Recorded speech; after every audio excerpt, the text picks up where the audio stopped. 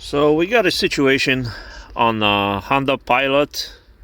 Uh, don't know the year, but it's a stuck ignition key. So the way to fix that, the best way is to drill the hole right next to it, because there's a retainer. Looks like this, and you'll not be able to pull it. So you drill not exactly in the center, offside. So when you drill, you're gonna push this retainer ring out, pin, I'm sorry, pin. So you're gonna remove that pin out, and you'll be able to remove the ignition switch. And then from the ignition switch, there's another tricky situation. This is another retainer right here inside. Then you pull this out, and when you pull this out, you'll be able to remove the whole ignition key. And what I did, there was some of those pins.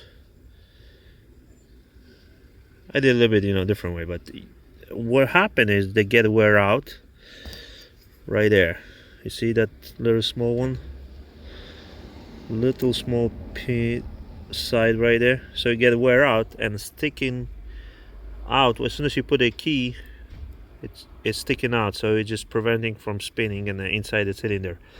So you can use the file, and just file it, but this one is pretty already done, is already finished. So I just completely removed from that section. So, and as soon as you put the ignition key, look how nice and even right here and right here.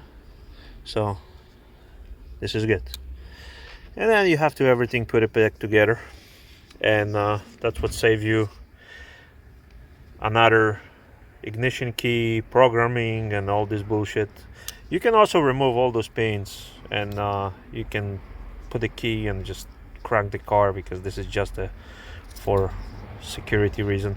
But you have to put a key in to have the immobilizer work. So I hope you understand what I'm talking about, and that's it. See ya.